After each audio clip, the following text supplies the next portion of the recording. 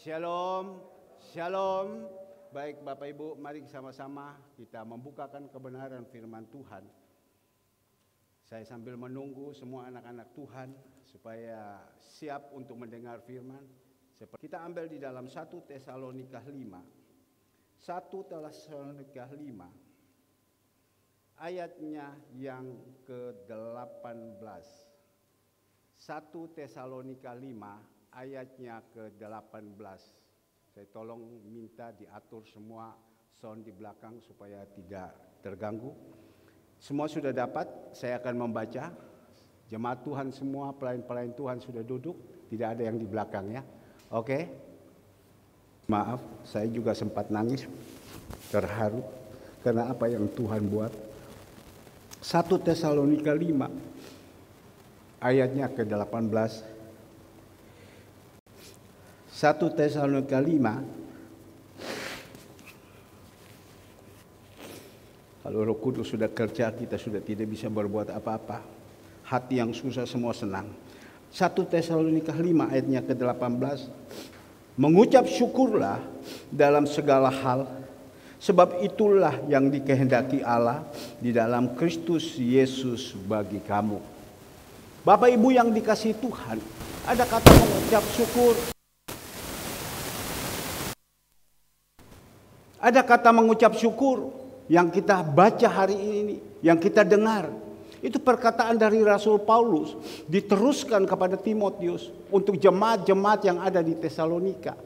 Agar supaya jemaat-jemaat yang ada di Tesalonika ini mereka mau belajar dengan ucapan syukur. Karena ucapan syukur itu adalah kunci kesuksesan daripada orang. Karena dia katakan baik dan tidak baik kita belajar ucap syukur. Orang yang bisa ucap syukur dalam keadaan baik dan tidak baik. Orang yang level rohaninya itu sudah bagus, sudah meningkat. Sehingga dia bisa mengucap syukur. Tapi pagi malam sore hari ini kita dimintakan juga supaya level-level rohani kita meningkat. Karena di dalam hari-hari yang terakhir ini, rohani kita tidak meningkat. Pertumbuhan kita dalam mengikuti Tuhan itu bantut terus. Kita tidak bisa mengucap syukur, bahkan hidup di dalam persungutan. Kita tidak jadi orang-orang yang senantiasa dikenankan oleh Tuhan. Maka itu sore hari ini belajar supaya kita bisa mengucap syukur. Ada baik dan tidak baik, kita belajar mengucap syukur. Dan hari-hari ini dalam keadaan-keadaan seperti ini banyak orang yang susah. Tapi di dalam kesusahan, bisakah kita mengucap syukur apa tidak? Di dalam persoalan masalah yang mencekam di dalam kehidupan kita, bisakah kita mengucap syukur apa tidak? Kalau kita bisa mengucap syukur, kita akan melihat janji-janji Tuhan akan tergenapi di dalam kehidupan kita. Saya hanya teringat pada waktu itu Tuhan Yesus, dia panggil murid-murid pada waktu itu nyatakan mujizat, murid-murid mengikuti dia. Dan ada 5.000 orang yang datang.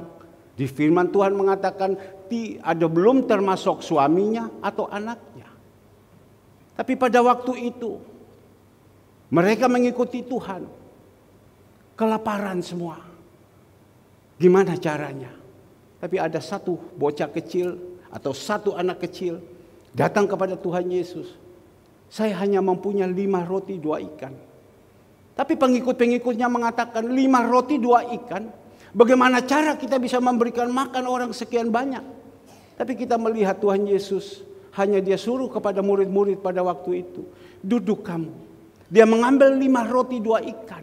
Dia bawa kepada Bapa di surga. Dia mengucap syukur. Dan kita melihat di situ 5 roti 2 ikan sanggup untuk memberikan makan 5.000 orang. Belum ditambah suaminya atau anaknya atau istrinya, dan bakal lebih 12 bakul. Karena apa? Ucap syukur. Jadilah kita anak-anak Tuhan. Baik dan tidak baik, kita usahakan ucap syukur saja. Tidak akan mati di dalam kehidupan kita. Karena kita ini adalah umat pilihan Tuhan. Nah Bapak Ibu yang dikasihi Tuhan, dengan ucapan syukur, saya kepingin membawakan kepada Bapak Ibu untuk belajar dari satu tokoh yang begitu luar biasa yang tadi pagi kita belajar. Siapa namanya? Yaitu Yunus. Yunus itu adalah panggilan Tuhan untuk pergi menjadikan orang-orang itu bertobat. Dia diberikan karunia sebagai nabi.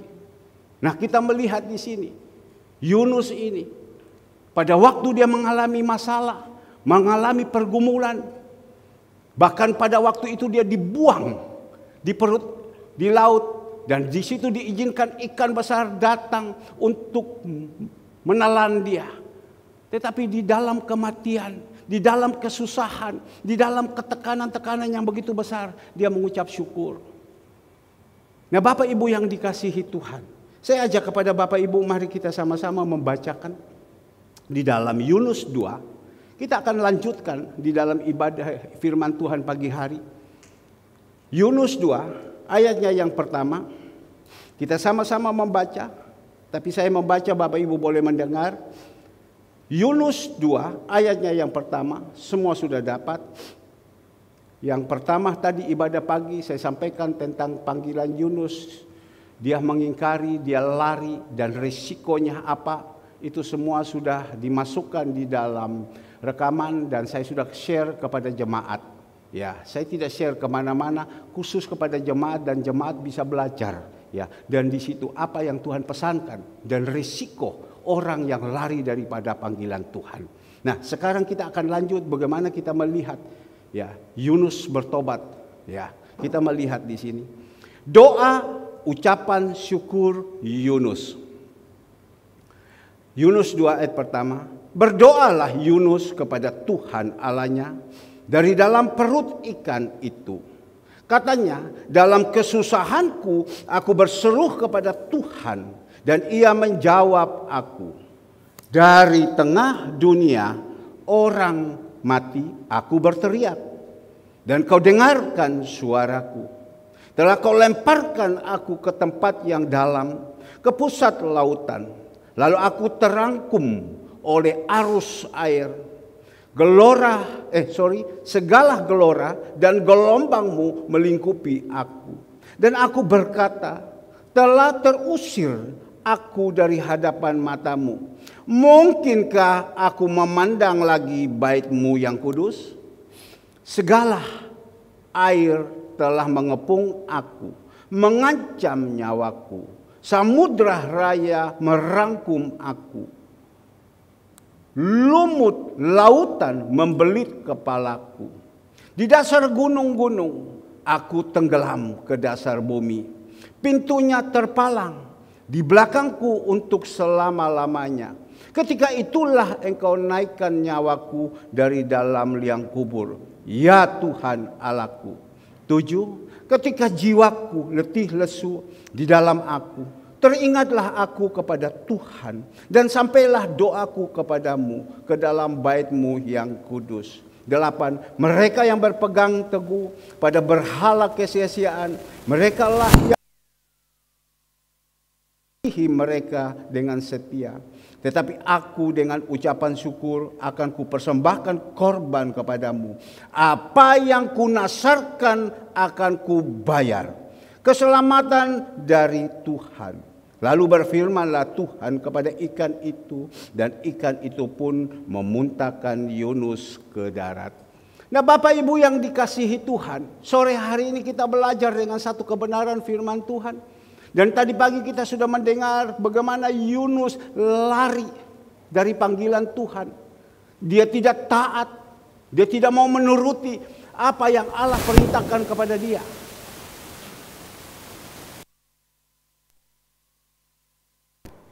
Resiko daripada orang yang lari dari panggilannya.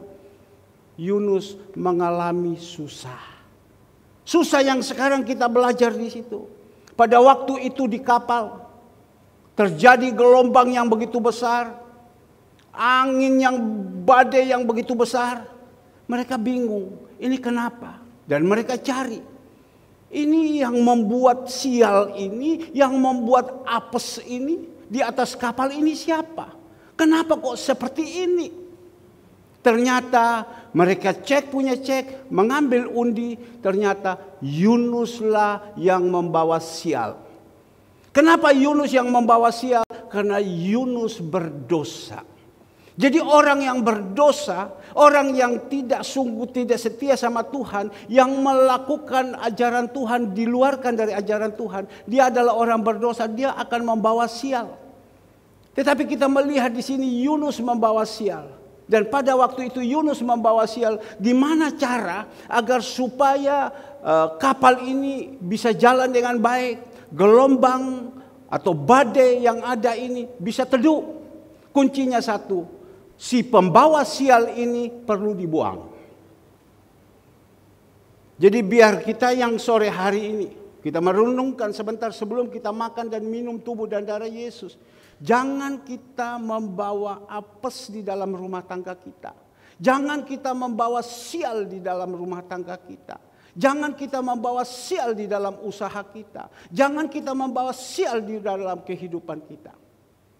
Banyak orang berkata, ya saya punya umur seperti begini. Saya dari muda, hidupnya begini-begini aja. Tetapi kalau saya sudah kawin, saya menemukan istri yang membawa hoki, katanya. Istri yang membawa hoki. Pada waktu saya menikah dengan orang ini, ternyata hoki daripada istri itu bawa kepada saya dan saya bisa meningkat. Tidak juga saya rasa. Atau mungkin berkata, saya sudah menikah dan waktu itu saya mendapatkan anak. Anak pertama bawa hoki. Waktu lahir anak kedua hoki lain. Ya. Tetapi juga saya rasa tidak. Semua itu berkat itu datang daripada Tuhan. Bukan berkat dari bawah si siapa. Kalau kita ada di dalam kebenaran, kita ikut di dalam jalannya Tuhan, kita sudah menjadi manusia baru, Tuhan pasti senang kepada kita. Dengar ada di dalam hidup kita, dalam hati kita, Tuhan memberikan kepada kita, Tuhan memberkati kepada kita. Jadi tidak ada yang membawa hoki dan lain-lain. Yang penting sekarang marilah kehidupan kita berkenan kepada Tuhan. Karena di dalam Mazmur 127 ayatnya yang kedua, Bapak Ibu yang dikasihi Tuhan, kalau kita dicintai sama Tuhan dengan kehidupan kita, dengan tingkah laku kita, karakter kita, di situ Tuhan bilang, aku perintahkan berkat untuk datang kepada engkau. Pada waktu tidur pun aku bisa memberkati engkau. Nah Bapak Ibu yang dikasihi Tuhan, kembali lagi di dalam firman Tuhan ini. Mereka buang kepada Yunus. Ternyata waktu mereka buang kepada Yunus, di situ tenang semua. Badai tenang. Kapal bisa jalan yang enak. Tetapi Yunus ini Tuhan mau pakai kepada dia. Bukan hanya dibuang, dihabiskan begitu saja. Tapi Tuhan sudah siapkan kapal. Tuhan sudah siapkan ikan yang besar. Untuk membuka mulut, menampung dan dia diselamatkan, dimasukkan di dalam perut ikan. Itulah Allah kita. Yang punya kuasa luar biasa. Ikan di laut juga dia bisa perintahkan untuk menjaga Yunus. Tapi kita melihat di dalam Yunus selama 3 hari 3 malam, Yunus tidak mati. Meskipun Yunus tidak bisa bernapas, dikatakan di dalam amis yang begitu luar biasa di dalam ikan itu. Yunus tidak bisa berbuat apa, tapi karena keilahian Tuhan, kemahan kuasanya Tuhan. Dan Yunus itu bisa tetap hidup. Tapi di dalam kehidupan, di dalam perut itu sengsara dia. Memang Tuhan izinkan dia harus sengsara. Cuma kita perlu belajar daripada Yunus. Bagaimana pada waktu dia sengsara, kita melihat di dalam ayatnya yang kedua. Yunus 2 ayatnya yang kedua. Katanya, dalam kesusahanku aku berseru kepada Tuhan. Nah Bapak Ibu yang dikasihi Tuhan, tidak ada jalan lain. Di dalam kesusahan kita, di dalam masalah kita, segalanya semua hanya satu. Belajar daripada Yunus, dalam kesusahanku aku berseru kepada Tuhan. Saya percaya Yunus sudah bertobat karena mendapatkan tekanan yang begitu luar biasa. Jemaat Laodikia di dalam Wahyu 3 ayat 19 bagian C, hendaklah hatimu bertobat. Karena apa? Dia mendapatkan hajaran yang begitu luar biasa. Maka itu Tuhan mengatakan, hendaklah hatimu bertobat. Yunus bertobat Karena mendapatkan hajaran yang begitu luar biasa. Dia bertobat, dia teriak kepada Tuhan. Tuhan, tolong saya. Nah, Bapak Ibu yang dikasihi Tuhan, kita yang ada di sini, harus kita tidak boleh lupa tentang namanya Tuhan. Ada pergumulan, ada masalah. Jangan kita lari kepada manusia. Jangan kita lari kepada kekuatan kita. Kita datang kepada Tuhan. Teriak kepada Tuhan. Tuhan, tolong saya. Kemarin saya berbicara kepada Ibu Retno. Boleh Pak? Silakan Bu. Ibu sudah sehat. Baik, batuk-batuk sedikit saja. Oke Bu. Ibu datang Bu ya. Ibu teriak ya. Tuhan, tolong saya. Datang pagi tadi masih sedikit. Tapi pada waktu dia bilang, Tuhan tolong saya duduk di belakang, saya tidak dengar dia punya bohong. Saya tidak dengar yang lain, tapi saya percaya. Dan saya katakan kepada dia, sore kamu datang lagi ya, makan dan minum tubuh dan darah Yesus. Ya Pak. Berseru kepada dia. Sekarang ini siapa kita mau minta tolong? Di sini susah, sana susah. Tapi Tuhan bilang orang benar dia tidak pernah susah. Pasti Tuhan membuka jalan. Yunus berseru kepada Tuhan. Dalam kesusahanku aku berseru kepada Tuhan. Dan ia menjawab aku dari tengah-tengah dunia orang mati. Aku berteriak. Kan pasti mati. Masuk di dalam perut ikan. Dan pada waktu itu ikan, waktu masuk di dalam perut ikan, ikan itu langsung silam terus masuk ke dasar laut yang terdalam. Yunus ikut juga ke dalam. Dasar betul-betul sudah ke dalam. Yunus itu boleh katakan, aku ini mati. Pasti mati. Coba kita renungkan. Dasar ikan bawa sampai ke dasar. Tapi waktu dia berseru kepada Tuhan, Tuhan menjawab. Karena apa? Yusuf sudah sadar. Yusuf sudah bertobat. Nah inilah yang poin terpenting. Kalau kita mengikuti Tuhan, kita melayani Tuhan, kita menyampaikan firman Tuhan, kita buat apa saja Tuhan sama Tuhan. Tetapi kalau kita tidak bertobat, percuma. Doa-doa kita tidak akan dijawab. Tetapi pada waktu itu Yunus bertobat. Dia dijawab doanya. Yesaya 59 ayatnya yang pertama, kedua. Tolong dikeluarkan. Sesungguhnya tangan Tuhan tidak kurang panjang untuk menyelamatkan. Dan pendengarannya tidak kurang tajam untuk mendengar. Lanjut. Tetapi yang merupakan pemisah antara kamu dan Allahmu segala kejahatanmu. Dan yang membuat dia menyembunyikan diri terhadap kamu sehingga tidak mendengar ialah segala dosamu.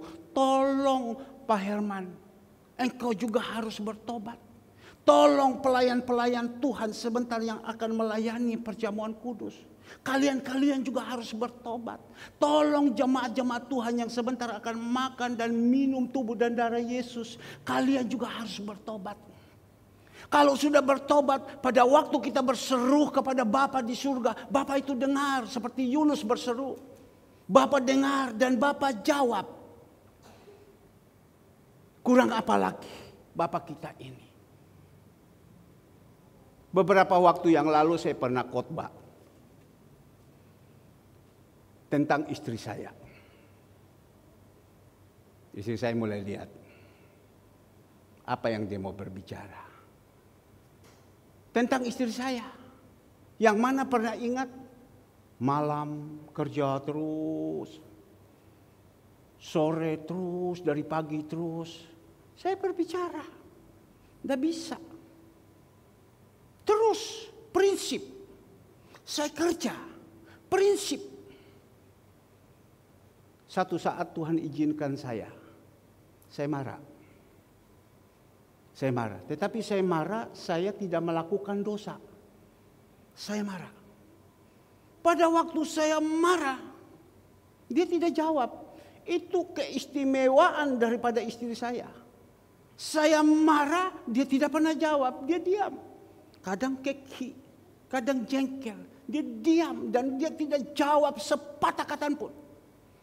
Tapi saat itu saya melihat yang kebiasaannya sudah meningkat, tidurnya mulai jam 4 sore naik ke jam 5. Jam 5 sudah naik ke jam setengah 6. Setengah 6 sudah naik jam 6. Sudah mau naik setengah 7. Waktu saya marah, turun kembali. Jam 4. Jam setengah 4. Sudah turun. Yang biasanya malam setengah 1. Turun jam 11. Berarti kan sudah berubah. Saya berpikir puji Tuhan. Istri saya ini sudah berubah. Dia tidak melakukan dosa loh. Dia kerja. Mengurus makanan untuk suaminya. Mengurus makanan untuk anak-anaknya. Seperti apa yang dikatakan di Amsal 31. Istri yang bijaksana. Tetapi karena kami suami sayang kepada dia, kami berbicara. Dan dia mau nurut. Pertama dia mau nurut. Tetapi pada waktu itu dia nurut. Senang hati kita. Tapi saya percaya. Perlu seorang pemimpin. Perlu seorang suami sebagai imam. Perlu seorang gembala. Untuk senantiasa mengawasi. Sebab kadang manusia kalau sudah berubah. Iblis datang ganggu lagi. Kamu tidak lakukan ini lagi tak. Tapi kalau tidak ada yang ingatkan, kembali lagi. Maka itu di dalam gereja, itu perlu sekali ada gembala yang memperhatikan anak-anaknya. Yang tidak habis-habisnya menasihati. Yang tidak habis-habisnya menegur. Kadang orang bilang, kepo. Tidak. Memang Bapak sudah ditaruhkan hati sebagai gembala. Dan merindukan terus anak-anak ini. Apalagi dalam keadaan sekarang ini, dalam keadaan susah. Seorang bapak melihat anak-anaknya sedang susah, ini susah juga, bukan tidak susah, susah. Kepikiran. Nah Bapak Ibu yang dikasihi Tuhan. Yunus mau bertobat. Bagaimana dengan kita? Kita yang sudah mendengar firman Tuhan. Masih tetap pertahankan dengan kehidupan kita, karakter kita yang lama. Atau sudah segera mau berbalik. Berbalik itu hanya satu, datang dari Tuhan. Maka itu Tuhan Yesus datang ke dalam dunia. Dia menebus dosa-dosa kita. Barang siapa percaya kepadanya akan diselamatkan. Karena kita percaya kepada Tuhan Yesus. Tuhan Yesus ada di dalam hidup kita. Kita menjadi manusia baru. Itu yang Tuhan mau. Bagaimana di dalam mengiringi Tuhan? Apakah kita masih menjadi manusia baru? Atau kita dalam mengiringi Tuhan, kita sudah melayani Tuhan dan lain-lain. Tetapi kehidupan kita jahat terus. Kita melihat di sini. Dikatakan, tetapi yang merupakan pemisah antara kamu dan Allahmu ialah segala kejahatanmu. Jahat terus. Kalau kita melayani Tuhan, kita lakukan semua yang terbaik, tapi sifat itu masih jahat terus. Susah.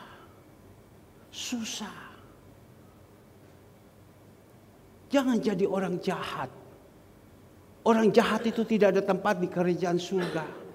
Orang jahat itu bohoki. Mana Tuhan memberkati orang jahat?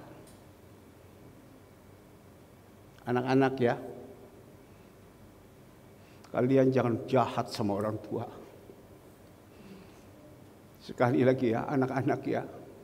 Kalian jangan kurang ajar sama orang tua.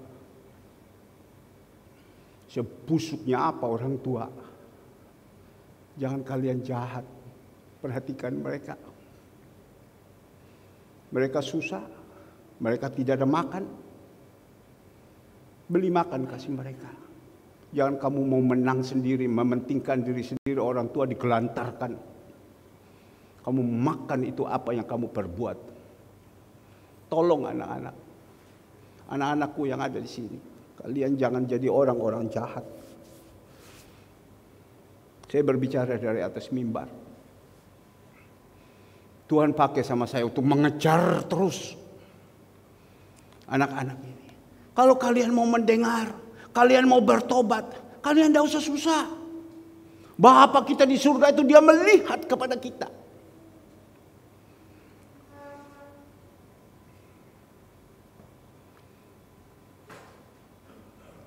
Saya ditaruh sama Tuhan sebagai gembala.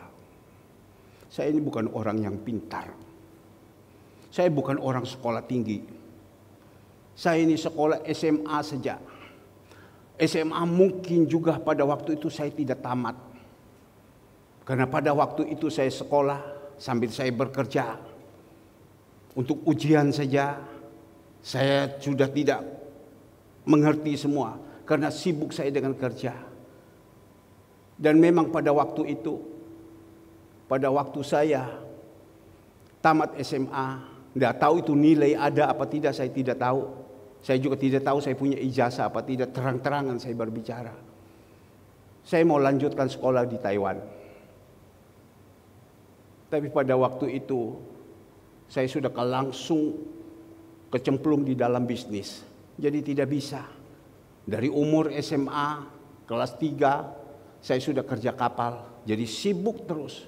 Jadi saya ini bukan orang yang sekolah seperti anak-anakku yang ada di sini semua. Kalian S1, S2. Tetapi saya punya banyak pengalaman. Kami sekeluarga 7. Tidak ada satu pun yang S1. Semua S lilin, S bulat-bulat, semua SMA. Tapi kami punya pengalaman banyak. Maka itu firman Tuhan mengatakan di dalam 1 Korintus 2 ayatnya ke-27. 1 Korintus 2 ayat 27. Tetapi apa yang bodoh bagi dunia, saya baca yang 26 dulu. Ingat saja saudara-saudara, bagaimana keadaan kamu ketika kamu dipanggil menurut ukuran manusia? Tidak banyak orang yang bijak. Tidak banyak orang yang berpengaruh. Tidak banyak orang yang terpandang. Tetapi apa yang bodoh bagi dunia, dipilih Allah untuk memalukan orang-orang yang berhikmat. Dan apa yang lemah bagi dunia, dipilih Allah untuk memalukan apa yang kuat. Dan apa yang tidak terpandang dan hina bagi dunia, dipilih Allah, bahkan apa yang tidak berarti, dipilih Allah untuk meniadakan apa yang berarti. Jadi Tuhan pakai sama saya. Saya bukan orang pintar, maka itu bahasa-bahasa saya ini bukan bahasa-bahasa tinggi, bahasa-bahasa intelektual tidak. Bahasa saya kebanyakan bahasa pasar. Tapi yang saya mau minta kepada Tuhan, meskipun bahasa pasar kau pakai kepada saya bisa dipercayakan oleh Engkau Tuhan Yesus, saya bisa memimpin jemaat ini, saya bawa jemaat ini menjadi manusia-manusia yang benar. Nah Bapak Ibu yang dikasihi Tuhan, kita melihat Yunus kembali lagi. Pada waktu dia di perut ikan, dia berseru kepada Tuhan. Dan Tuhan dengar. Di dalam Yakobus 5 ayat 16, doa orang benar besar kuasanya. Yunus yang sudah bertobat, Tuhan sudah berkenan kepada dia. Tuhan jawab doanya. Tuhan jawab doanya. Dan pada waktu di perut ikan, dia berdoa kepada Tuhan. Dia berdoa kepada Tuhan. Kita melihat di dalam ayatnya yang ke-9. Yunus 2 ayatnya ke-9. Tetapi aku dengan ucapan syukur akan kupersembahkan korban kepadamu. Apa yang kunasar akan kubayar. Pada waktu dia dalam keadaan kesusahan, tertekan. Kebanyakan banyak orang kalau sudah susah nasar. Tuhan, kalau Engkau tolong kepada saya akan mau dipakai oleh Engkau. Karena dia dalam keadaan susah. Dia mulai bernasar. Kita melihat pada waktu itu Hana tidak punya anak. Dia bernasar kepada Tuhan. Tuhan, kalau engkau memberikan kepada saya anak, dan anak itu lahir, saya tidak apakan dia. Saya langsung datang mempersembahkan kepada engkau. Siapa namanya? Samuel. Pada waktu dia nasar, Tuhan tahu hatinya. Tuhan buka kandungannya yang pada waktu itu sudah tertutup. Dan Tuhan izinkan tertutup. Dia nasar. Dan di sini juga Yunus nasar. Dia nasar, dia bilang, saya akan menepati janji saya. Saya akan mau dipakai oleh engkau. Dan kita melihat di sini, di dalam ayatnya yang ke-10, lalu berfirmanlah Tuhan kepada ikan itu, dan ikan itu pun memuntahkan Yunus ke darat. Lalu berfirmanlah Tuhan kepada ikan itu, dan ikan itu pun memuntahkan Yunus ke darat. Kita melihat kuasa Tuhan yang kita sembah ini kurang apa? Ikan saja dia bisa perintah. Ikan itu sebentar Yunus akan dilemparkan ke laut. Dia itu orang berdosa. Kau pergi ya, kau tunggu ya. Pada waktu ABK atau nakoda atau mualim atau masinis, angkat buang dia ke laut. Mulutmu buka ya, pas ya. Waktu dibuang langsung tangkap. Pek. Itu cocok semua. Itu Tuhan kita. Ikan, sekarang dia sudah 3 hari 3 malam ada di dalam perutmu. Kamu tolong ya. Sekarang kau keluarkan dia karena dia sudah bertobat. Engkau keluarkan dia karena dia sudah bertobat. Apa artinya? Di dalam kehidupan kita ini semua ada di tangan Tuhan. Tuhan mau bebas-bebas mau buat apa saja sama kita. Kalau dia mau angkat sekarang dia angkat. Dia mau turunkan dia mau turun. Mau mati ya mati. Mau hidup ya hidup. Semua haknya dia. Kuasanya dia. Keilahin dia. Kenapa kita harus takut? Hanya kunci yang Tuhan minta. Berpindahlah ke dalam jalan yang benar. Titik. Bertobatlah. Ikutlah jalanku. Bapak Ibu, saya khotbah seperti ini. Tuhan menuntut saya juga seperti ini.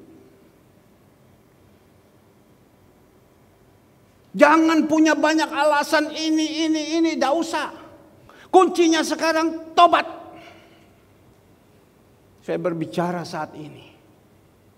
Di dalam hari-hari yang terakhir. Saya tidak tahu minggu depan kita masih bisa beribadah apa tidak.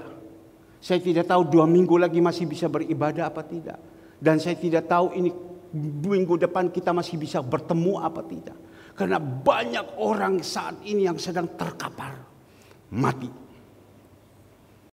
Sekali lagi banyak orang saat ini yang sedang terkapar. Mereka kena COVID-19 mati. Saya tidak tahu. Menurut Jack Ma, orang kaya di Cina. Jangan kita berharap sekarang kita eksis untuk maju di dalam usaha dan lain-lain. Jangan. Engkau sudah bisa hidup aja sudah bagus. Hidup dalam tanda kutip. Ekonomimu bagus. Tidak. Engkau bisa hidup, bisa napas saja sudah bagus. Bisa napas saja sudah bagus. Atau masih bisa hidup saja sudah bagus. Karena banyak orang mati. Berapa banyak hari ini 1000 lebih lagi. Kadang kalau kita melihat itu takut. Bagaimana? Tadi saya melihat semua pemusik dengan memakai masker. Anak saya udah pakai masker. Kan udah jadi contoh. Udah jadi teladan. Kalau Bapak juga di mimbar khotbah juga. Ya saya berpikir kalau saya mau pakai, mungkin Bapak Ibu tidak bisa mendengar saya omong apa. Ya, tapi di dalam hati saya Tuhan kejar sama saya.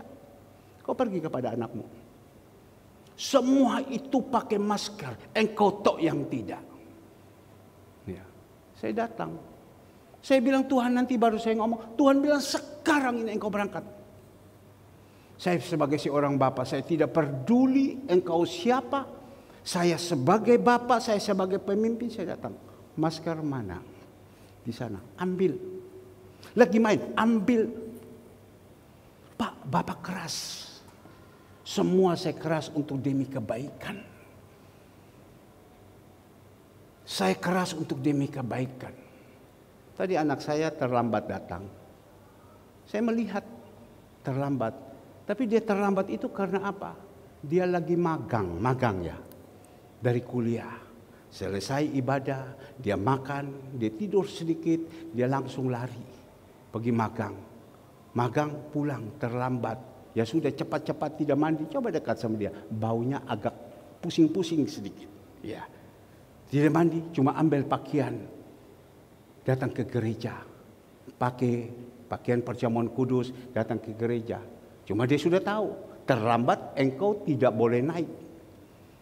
Tidak peduli anak pendeta, anak siapa, tetapi kita harus tereng. Bawa kepada mereka ke dalam jalan yang benar. Kalau Bapak Ibu yang dikasih Tuhan, nanti Bapak Ibu sukses. Bapak Ibu senang, Bapak Ibu bahagia. Yang kan senangkan Bapak Ibu. Saya ini kan hanya dipakai saja sama Tuhan. Yang memang sih saya mendapatkan pahala. Karena Tuhan bilang, satu orang pun bertobat, malaikat surga bersenang-senang. Karena apa dia bertobat? Ada satu orang yang namanya Pendeta Herman. Yang membimbing, yang menasihati, yang mengajar untuk demi kebaikan. Nah Bapak Ibu yang dikasihi Tuhan, kita belajar di sini. Disinilah kita melihat keilahiannya Tuhan. Waktu dia perintahkan ikan itu. Ikan paus atau ikan gurami tidak bisa telan orang. Ikan paus muntahkan Yunus. Engkau pergi mendarat di pinggir pantai. Keluarkan dia. Dan kita melihat Yunus sudah keluar. Wahyu 3 ayat 20, tolong dikeluarkan supaya di belakang jemaat juga bisa membaca. Wahyu 3 ayatnya yang ke-20. Ya. Lihat, aku berdiri di muka pintu dan mengetok.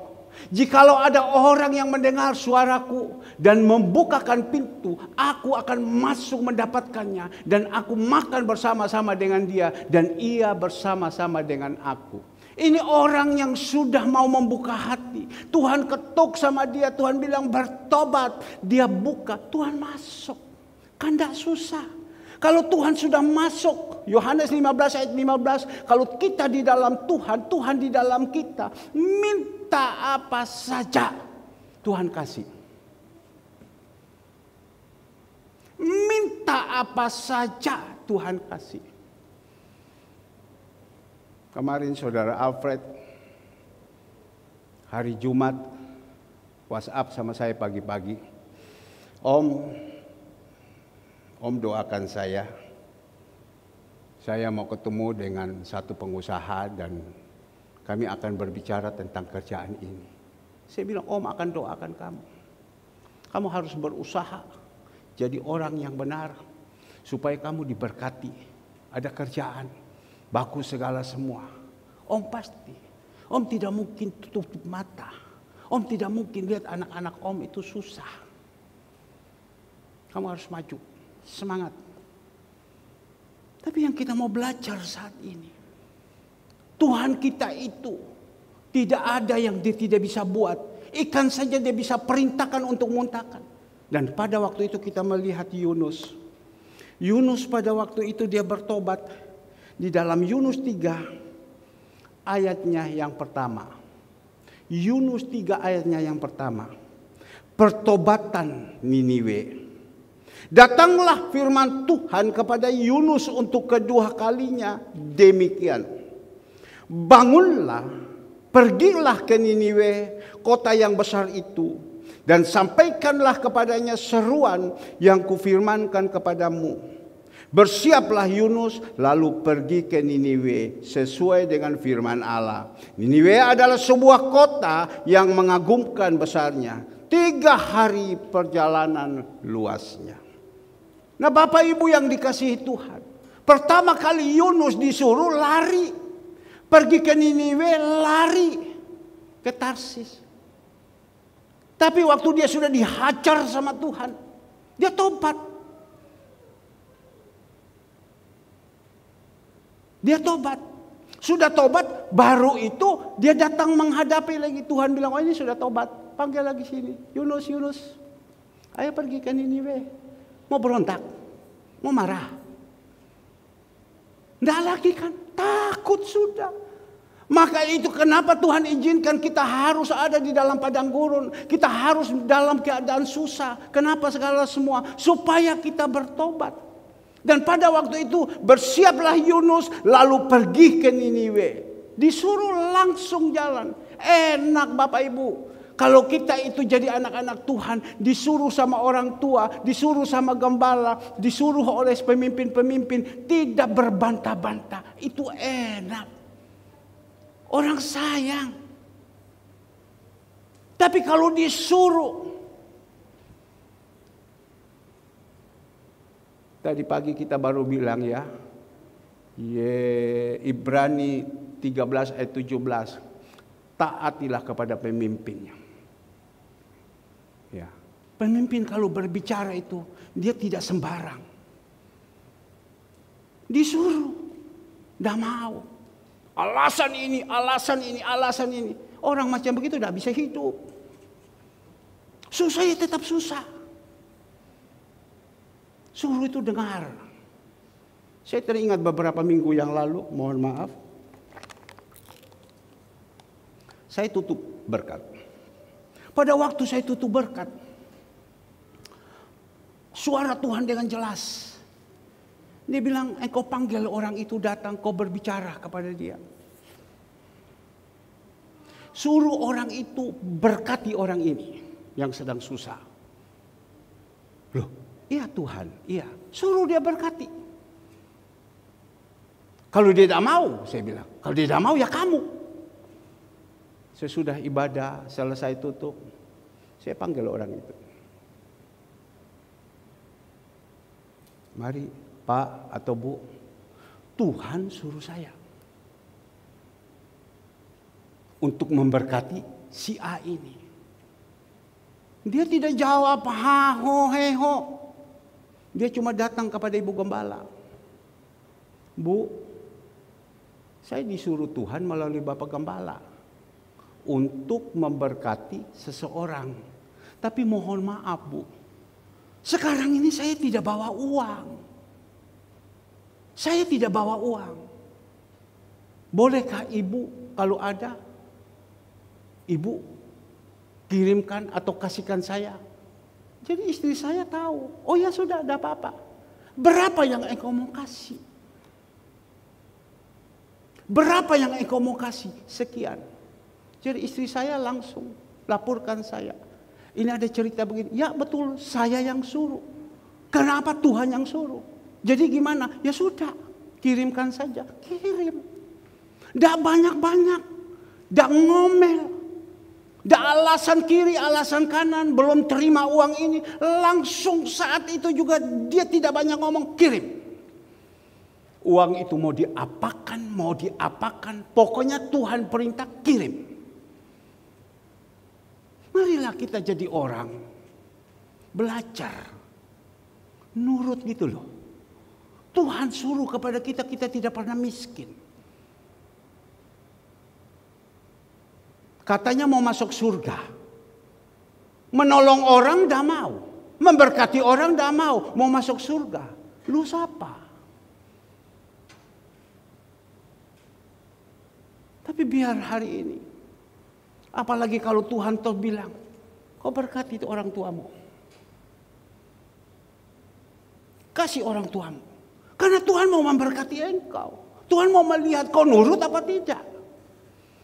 Itu bukan disuruh lari kemana-mana loh. Kasih kepada orang tuamu. Itu uang dah lari kemana-mana. Kalau saya suruh kepada Bapak Ibu, kasihkan uang kepada Kesia. Boleh Bapak Ibu bertanya-tanya. Ini pendeta-pendeta kurang ajar. Tapi yang disuruh ini kasih kepada orang tuamu. Kasih kepada mamamu. Kasih kepada adikmu. Kasih kepada ini. Bapak Ibu yang dikasih Tuhan. Orang hidup dalam kedagingan itu adalah orang yang ego. Saya berdiri dari atas mimbar, saya berbicara ini. Jangan kita jadi orang ego. Karena Tuhan kadang itu mau mencoba kepada kita. Kamu mau dah. Kalau kamu sudah mau, Tuhan akan kasih sama kamu. Tuhan masa pernah berhutang sih? Tuhan itu tidak pernah berhutang. Saya percaya tadi, Ainoni. Betul ya? Atau namanya Oi apa? Wang apa? Kimlan apa? Siapa lagi? Kamu? Hah? Iya betul, nama Chungwennya.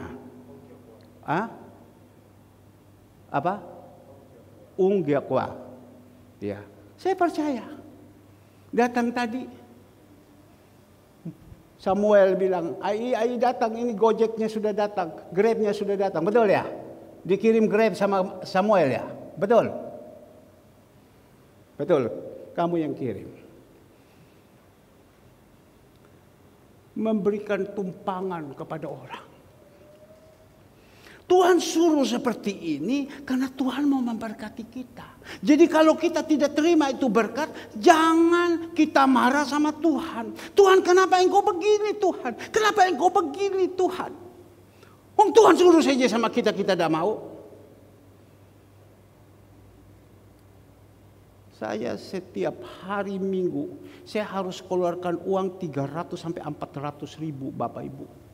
Setiap hari Minggu, saya harus keluarkan uang 300 sampai 400 ribu. Hari ini istri saya lapor hampir 400 ribu. Karena Tuhan suruh kepada saya. Kau beli makanan ini, engkau kirimkan ke sini. Engkau beli makanan ini, engkau kirim ke sini. Engkau beli ini, kau kirimkan ke sini. Hampir 400 ribu. Loh, uang dah kecil. Kadang wes pokoknya istri saya bilang ya apa, pokoknya kalau belum ada uang wes dah usah bayar, cukup titik. Pokoknya tetap catat. Tapi Tuhan suruh jalan saja, dah pegang uang, jalan saja. Istri saya tadi lapor 390 sekian ribu hari ini. Untuk kirim kemana? Kirim kepada orang-orang ini. Kadang kita kirim mereka makanan dan mengenakan juga loh.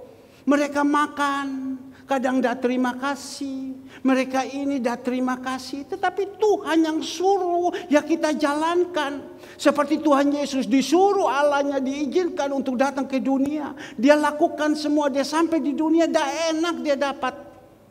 Tapi dia jalankan saja. Hasil daripada jalannya, hasil daripada ketaatan daripada Tuhan kita Yesus Kristus. Dia mati.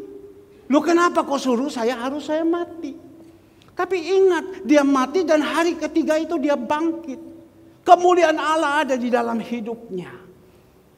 Nah, Bapak Ibu yang dikasihi Tuhan, coba kita jadi orang tolong. Jadi orang itu tidak boleh jadi orang-orang yang ego. Jadi orang-orang yang jahat, tidak boleh. Tuhan itu senantiasa mau membenahi kita. Agar supaya kita waktu sudah benahi, Tuhan tinggal perintah ini berkat datang. Berkat ini datang. Berkat ini datang. Mazmur 133 ayatnya yang ketiga. Tolong kita melihat. Mazmur 133 ayatnya yang ketiga. Bisa dikeluarkan? 133 ayat yang ketiga. Disitulah Tuhan memerintahkan berkat itu datang kepada kita. Kita melihat di sini. Sebab kesanalah Tuhan memerintahkan berkat kehidupan untuk selama-lamanya. Ulangan 28 ayatnya yang ke-7 tolong dikeluarkan. Ulangan 28 ayat ke-7. Tuhan akan membiarkan musuhmu maju berperang melawan engkau. Terpukul kalah olehmu. Bersatu jalan mereka akan menyerangi engkau. Tetapi persetuju jalan mereka akan berarti dari depanmu. Ulangan 28 ayat 8. Tuhan akan memerintahkan berkat ke atasmu di dalam lumbungmu, di dalam segala usahamu. Ia akan memberkati engkau di negeri yang diberikan kepadamu oleh Tuhan Allahmu. Kalau Ulangan 28 ayat 1, tolong dikeluarkan. Kalau Ulangan 28 ayat 1, jika engkau baik-baik mendengar suara Tuhan Allahmu dan melakukan dengan setia segala perintahnya yang kusampaikan kepadamu pada hari ini, maka Tuhan Allahmu akan mengangkat engkau di atas segala bangsa di bumi. Tahu itu? Kadang itu berkat itu sudah ada di mulut. Tinggal leptok. Sekali lagi. Kadang berkat itu sudah ada di mulut. Tetapi karena kita tidak taat, Tuhan turunkan kembali berkat itu. Karena apa? Kita tidak mau dengar. Kapan Tuhan ngomong kepada saya? Kapan Tuhan ngomong kepada saya? Tuhan ngomong melalui hamba Tuhan. Maka itu saya jadi orang terus. Apalagi sekarang kalau pakai masker. Kalau saya marah atau bagaimana, tidak kelihatan muka saya marah. Gigi saya tidak kelihatan. Karena ketutup terus. Karena saya ingin anak-anak saya tidak bisa. Anak-anak saya harus maju. Kamu harus berhasil. Kamu harus jadi orang-orang yang rendah hati.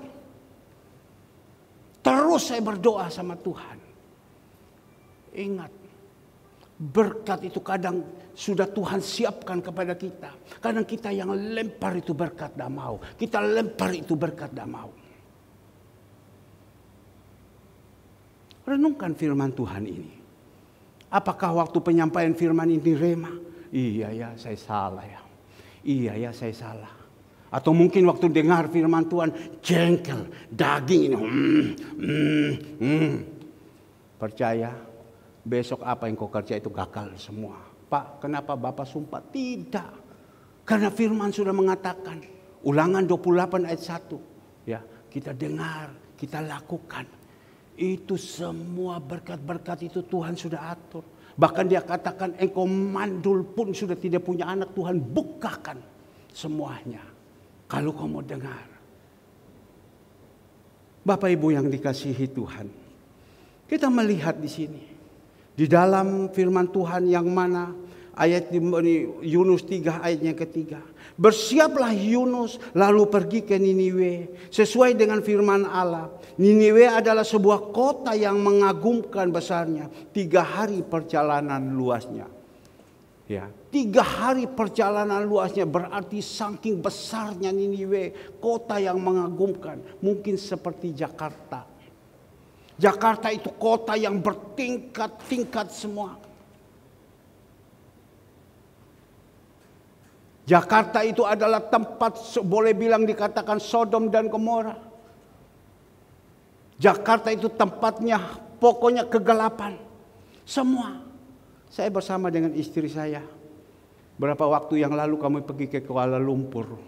Kuala Lumpur juga sama. Negara yang begitu luar biasa Malaysia ini. Wah, hebat sekali. Tetapi di dalam situ itu betul-betul besar, mengagumkan. Tapi juga kotor.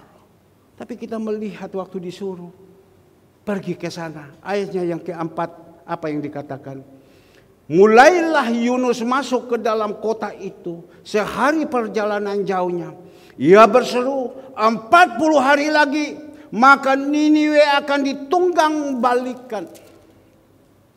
Orang Niniwe percaya kepada Allah. Lalu mereka mengumumkan puasa. Dan mereka baik orang dewasa maupun anak-anak mengenakan kain kabung. Setelah sampai kabar itu kepada raja kota Niniwe, turunlah ia dari singgasana, ditanggalkan jubahnya, diselubungkanlah kain kabung, lalu duduklah ia di abu. Ayatnya yang ke-7, lalu atas perintah raja dan para pembesar, orang memaklumkan dan mengatakan Niniwe demikian.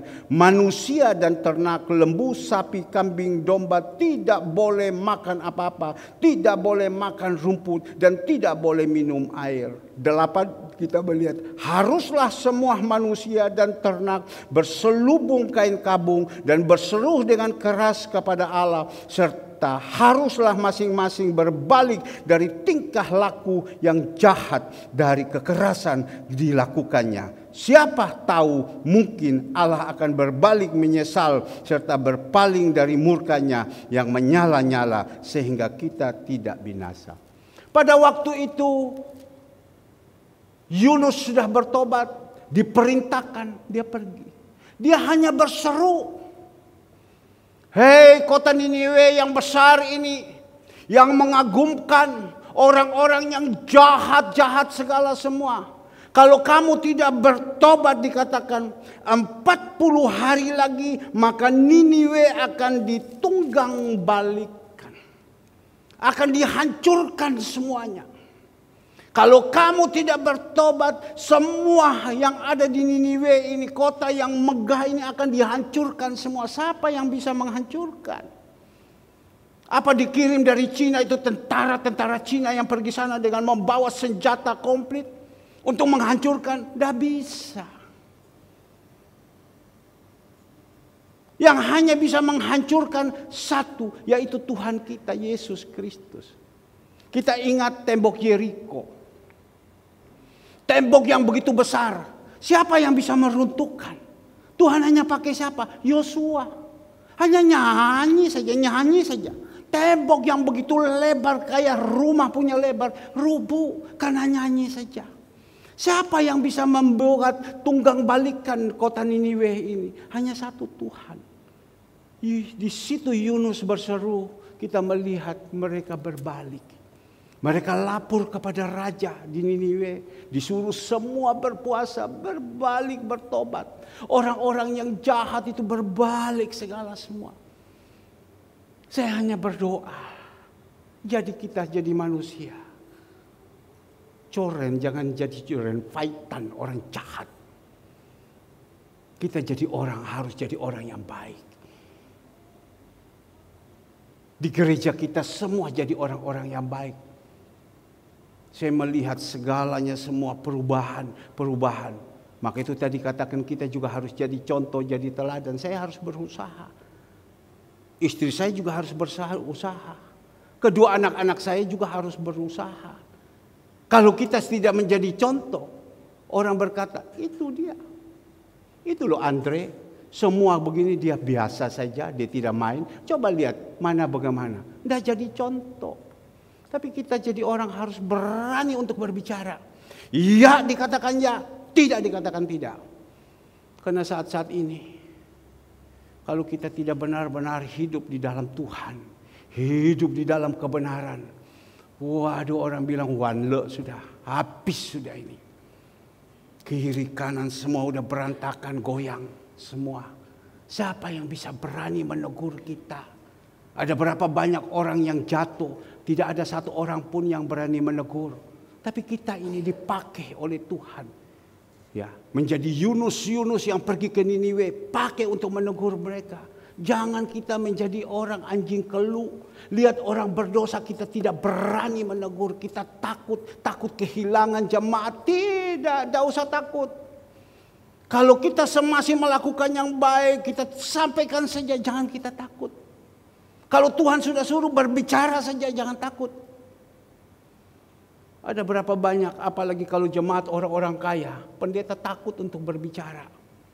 Takut, karena dia berpikir kalau seumpama saya berbicara, jemaat orang kaya ini lari, siapa yang sumbang di gereja?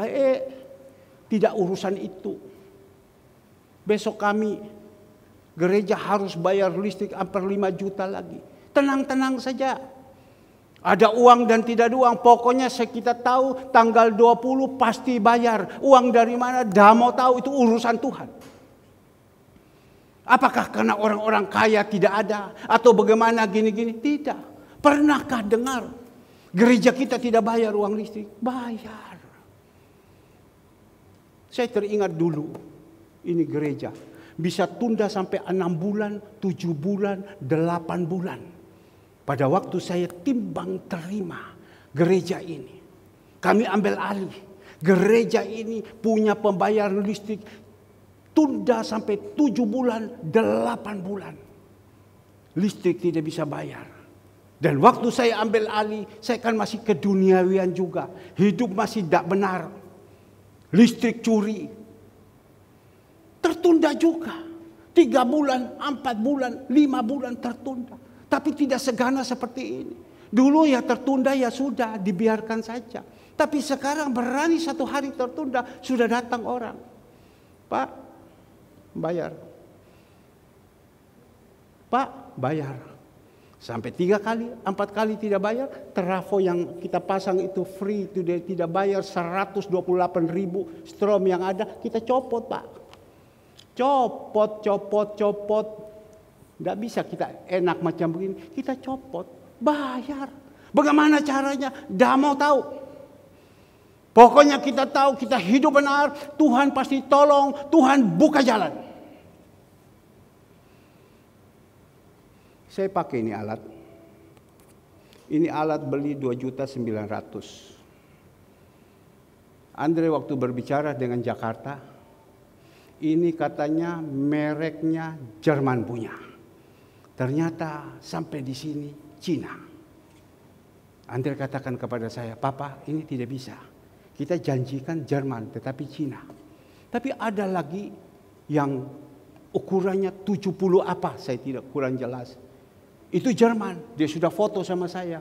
Loh, tapi kan saya bilang kita pada waktu itu kan sudah ada komit.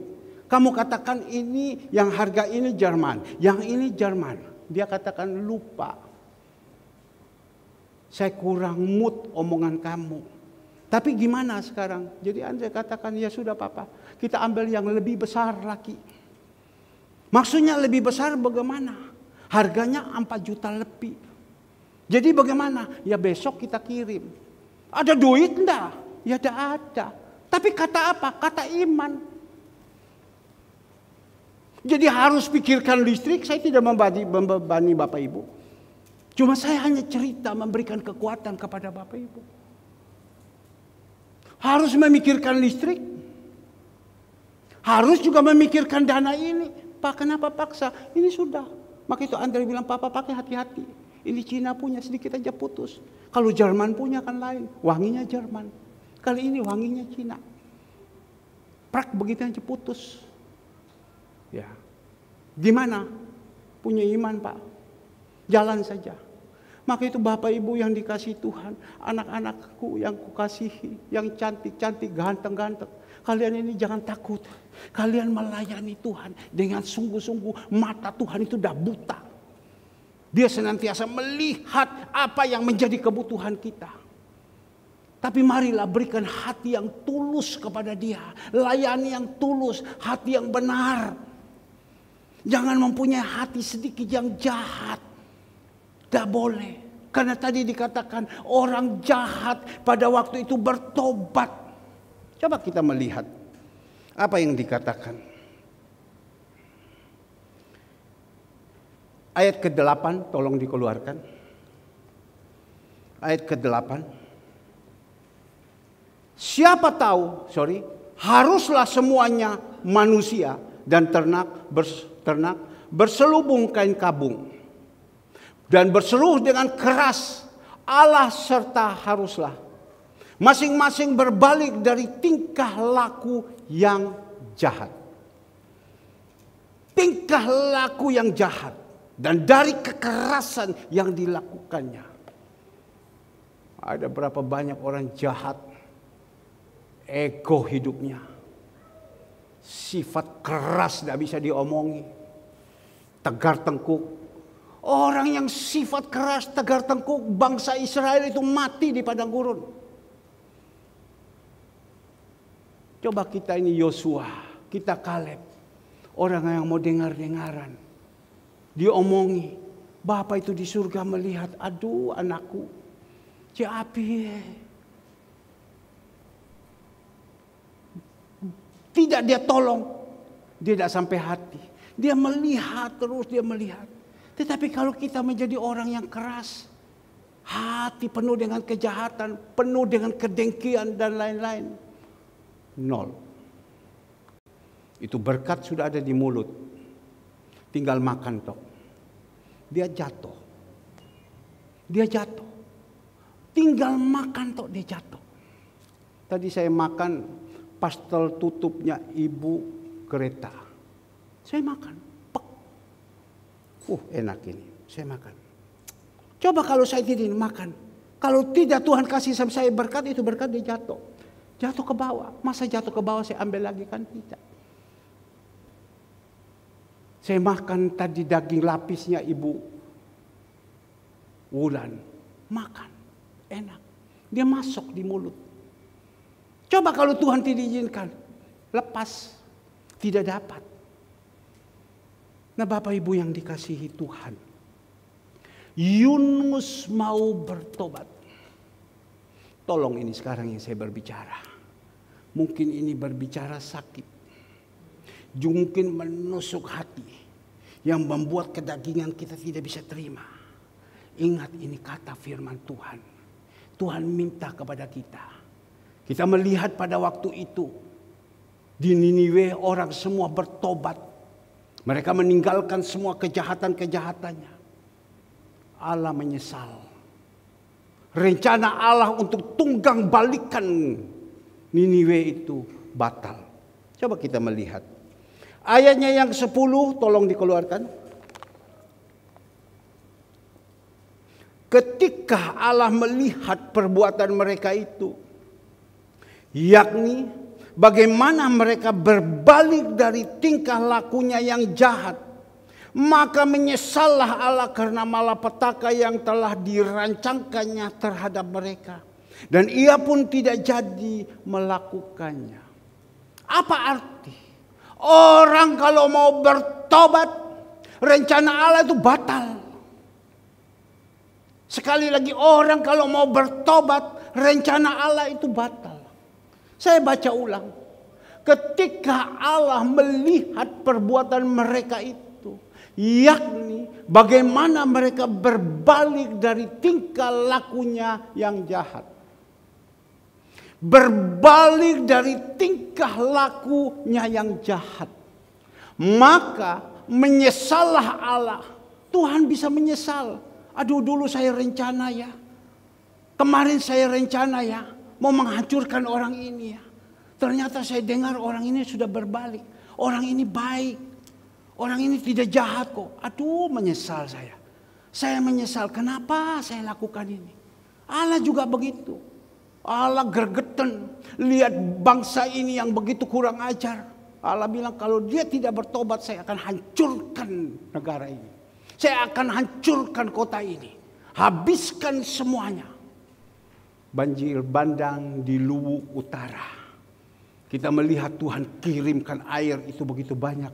Mobil-mobil tunggang langgang semua. Rumah-rumah itu ketutup dengan lumpur semua. Itu Tuhan punya hak. Tuhan punya kuasa. Tetapi dia katakan di sini. Kalau kita mau berbalik. Kita melihat di sini. Mau berbalik. Maka menyesallah Allah karena malapetaka yang telah dirancangkannya terhadap mereka. Dan ia pun tidak jadi melakukannya. Asik ya. Yunus itu bertobat. Jadi kita sekarang ini belum terlambat. Sungguh belum terlambat. Semasih kita belum dipanggil sama Tuhan pulang. Semasih Tuhan Yesus belum datang bersama dengan malaikat surga untuk menjemput. Belum terlambat. Sekarang ini juga ambil keputusan.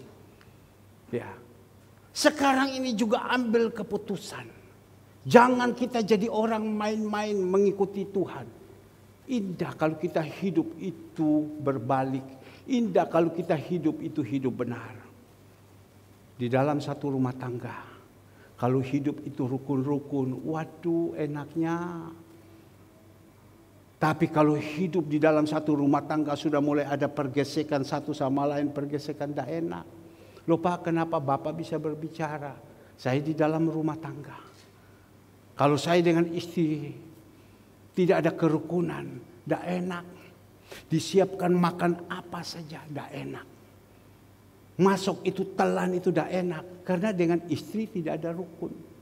Kalau saya dengan anak, tidak ada kerukunan, satu sama lain ada gap. Juga tidak enak. Mau makan saja juga tidak enak. Tapi kalau kita itu rukun, satu sama lain, tinggal panggil, Nyo, sini, papa mau berbicara. Kan pasti papa, ya kan, mau berbicara. Ya Pak, kamu lakukan ini, ya Pak. Tadi kan saya berbicara sama dia, Andre, besok kamu atur. Ini mic kamu bungkus baik-baik, kamu kan sudah janji, kamu kirim. Tapi ingat, jangan uang engkau kirim sama dia langsung. Oh tidak Pak, saya bayar melalui Tokopedia, bagus. Tetapi kau ingat, kau hati-hati. Sekarang ini banyak yang jahat, penipu di mana-mana. Kau hati-hati ya. Jadi barang ini engkau kirim, kau tahan. Ini uang yang kau sudah bayar 2 juta lebih ini melalui Tokopedia, jangan kau kasihkan dulu sama dia. Sebab kalau kau kasih sama dia ini uang, dia tilap ini uang, dia tidak kirim, repot. Jadi kau tahan dulu, lepas kepala, ekor pegang. Ingat ya, jangan sampai salah ya. Ingat loh ya, Dre, papa pesan jangan sampai salah ya. Karena kadang anak-anak itu mereka sudah gak mau dengar. Orang tua ngomong apa dah, tolong ya jangan sampai salah ya.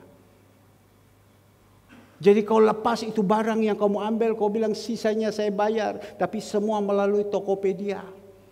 Sudah barang terima sana, dia sudah kirim, baru kau tendes kenop, boleh ambil. Tapi kalau tidak boleh. Kenapa? Barusan ini Andre kena. Hati-hati ini anak-anakku. Kena dia. Kenanya apa? Dia beli sesuatu barang. Pada waktu dia beli barang ini, dia kirim barang ini. Pergi. Oke, jadi. Dia kasih panjar uang. Pada waktu dia kasih panjar itu uang, dia bilang, oke, besok saya akan kirim ekspedisi untuk pergi ambil barang ini. Kalau ekspedisi sudah melihat barang ini satu pelajaran. Ini satu pengetahuan untuk kita. Kalau ekspedisi sudah lihat dan ekspedisi ini lapor, Brur Andre, ini barang yang engkau beli, ship. Dan difoto semua, bagus. Dan dari sini engkau kirim itu uang. Aman kan? Karena engkau kenal itu ekspedisi. Tapi pada waktu itu Andre sudah ikat sama dia kasih uang juta.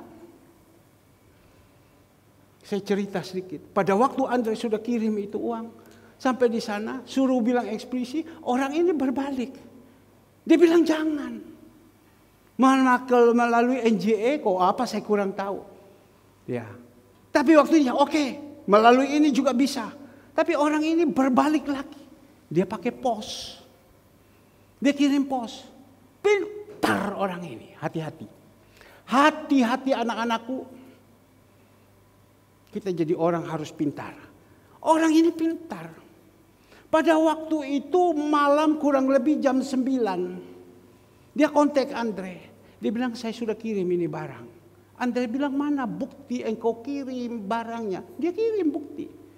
Ke pos. Ini bukti pos. Dikirim. Wah, saya terketuk hati. Ada apa ini? Kenapa dari tadi kamu kok keluar masuk, terus seperti cacing kepanasan.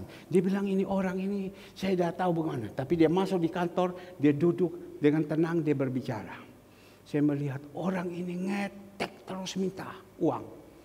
Dia bilang kamu ini sudah pesan sama saya sudah kirim ini barang, ternyata engkau tidak kirim ini uang.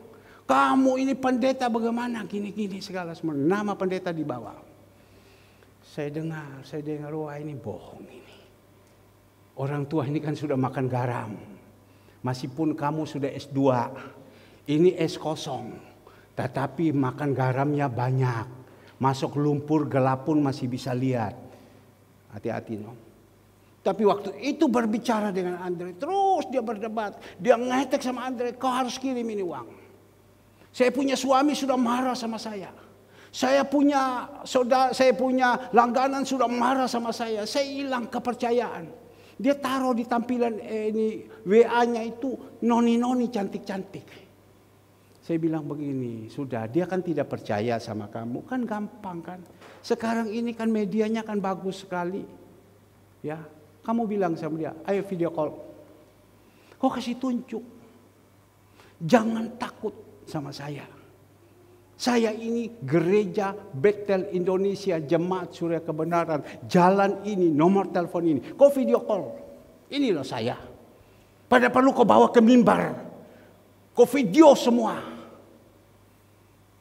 Waktu Andre ngomong begitu, saya bilang bikin begitu. Dia tutup itu telepon. Takut. Karena dia kan tidak tahu. Dia boleh berikan tampil, dia noni-noni, cantik lagi. Ya. Tapi waktu suruh video call tidak mau. Nah ini bahaya. Hati-hati. Nah Bapak Ibu yang dikasihi Tuhan. Dan saya katakan kalau dia tidak mau. Ya sudah tunggu besok. Ternyata tunggu hari besok. Waktu besok pagi-pagi Andre cek di pos belum bisa. Dicek siang Andre bilang tidak bisa. Saya bilang ini tipu. Tapi orang ini pintar dengan bahasa dia. Ayo kirim ini uang. Ayo kirim ini uang. Saya menyesal berhubungan dengan pendeta. Pendeta bohong. Ayo kirim ini uang. Ayo kirim. Tidak boleh kirim. Kalau kirim lewat ini. Waduh. Ini gigi bisa jatuh semua ini. Apa yang terjadi? Besok barang itu datang. Andre lihat cek terus. Ini barang sudah ada di sini, ada sini. Sampai situ Andre bilang, Papa. Ini barang sudah sampai. Sekarang saya berangkat. Andre terbang. Pergi kemana? Ke lapangan terbang. Bukan dia terbang, dia naik mobil. Pergi ke lapangan terbang. Apa yang terjadi? Sampai di sana ditunggu. Saya monitor terus. Bagaimana berita Andre? Papa ini orang di lapangan terbang lagi sholat. Oh ya wes. Habis sholat gimana Andre? Orang tua. Namanya hati-hati. Dia hubungi terus. Tunggu Pak. Pokoknya Papa minta berita. Tolong kamu jaga anak di belakang. Jangan lari-lari ya. Nah Bapak Ibu yang dikasihi Tuhan. Dan pada waktu saatnya. Andre lapor sama saya. Lemas ya Andre. Pak. Ditipu Pak. Kenapa? Barangnya tidak ada. Kertas sepotong saja yang dikirim. Jadi tipu. Jadi gimana ini? Ya ini sudah Pak, ditipu. Saya masih kejar sama Andre. Kok kejar dia? Namanya daging. Masih ada pendeta-pendeta begini, dagingnya juga masih keluar. Kok kejar dia? Dengan cara gimana kok kejar dia? Andre bilang sudah Papa. Dia mungkin dia susah, dia tipu. Ini sekarang banyak orang jahat. Tetapi yang saya mau berbicara. Sesudah selesai, habis begitu apa yang terjadi? Besok datanglah itu barang ke sini. Bukan barang yang dipesan. Yang dia isi hanya apa? Bungkusan kecil. Di dalam kaos tidur. Kaos tidur. Saya buka itu kaos. Persis kaos saya ini sudah banyak yang sobek. Tak buka ini kaos saya pakai. Oh cocok ini kaos. Berarti di kaos ini beli dengan jutaan juga ya. Saya bilang sama dia Andre. Kabarkan dia. Ini kaos jadi berkat Bapak Pendeta pakai untuk tidur. Hilang. Maka itu saya bilang sekarang, Bapak Ibu, anak-anakku yang kukasihi, hati-hati main online. Jahatnya begitu luar biasa. Hati-hati. Hilang. Habis. Bagaimana? Inilah hari yang mana Tuhan sudah waktunya, sudah sangat dekat. Tuhan katakan, yang jahat tambah jahat, yang baik tambah baik, yang miskin tambah miskin, yang kaya tambah kaya. Tapi kita tidak perlu takut. Kita punya Tuhan. Kalau kita punya Tuhan, Tuhan bisa rubah yang miskin menjadi kaya, yang jahat menjadi baik. Ayo rubahlah. Saya percaya jemaat Tuhan yang ada di sini, orang-orang yang sudah dirubah Tuhan. Terima kasih. Dan mari saya minta pemusik singer. Semua yang ada di sini. Yang Tuhan percayakan melayani. Ayolah jaga. Pemusik singer. Dan juga pelayan-pelayan Tuhan yang ada. Kita bukan hanya sekedar melayani. Dengan berpakaian yang rapi. Tetapi marilah melayani menyenangkan hati Tuhan.